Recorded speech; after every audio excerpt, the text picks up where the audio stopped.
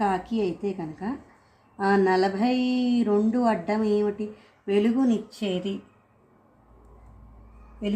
ఏమిటి? ఏమో 43 ఐదుది పంచమి.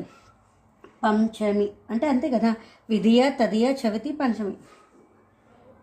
దీపం పంచమి, వెలుగునిచ్చేది దీపం అయితే